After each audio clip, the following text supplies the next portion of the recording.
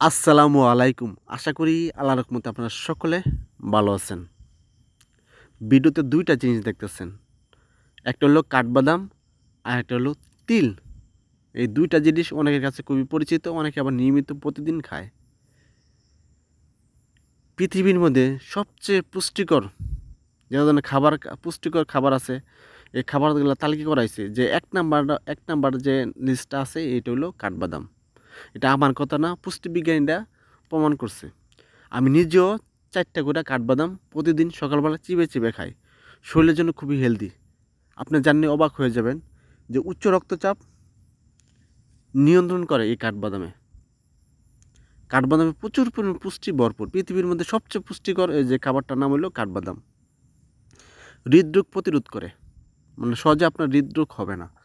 অতিরিক্ত ওজন কমায়, ডায়াবেটিস নিয়ন্ত্রণ রাখে, সুগার মাত্রা নিয়ন্ত্রণ রাখে, হজম শক্তিটা সহজে বৃদ্ধি করে।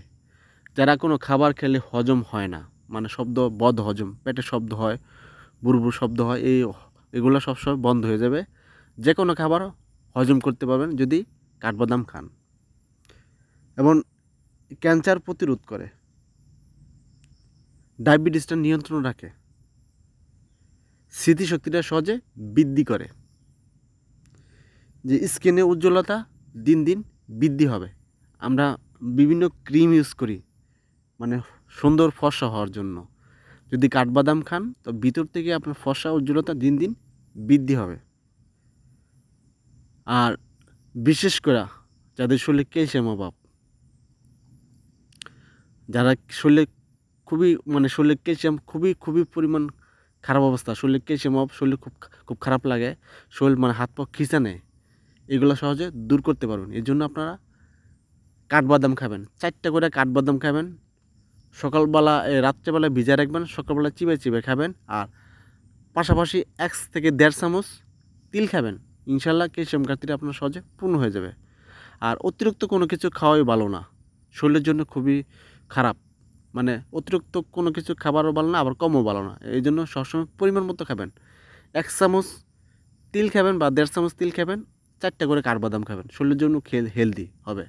আর বিশেষ করে যারা দুর্বল আছেন, খুবই দুর্বল, শরীর শক্তি বৃদ্ধি করতে চান, তারা এই কাঠবাদামে এটা পাউডার করবেন। পাউডার করে ১ চামচ বা ১.৫ চামচ বা ২ চামচ পাউডার নিতে পারেন। আর ২ চামচ মধ্যে একসাথে নিয়ে এটা আপনার মিশিয়ে আপনারা খাবেন।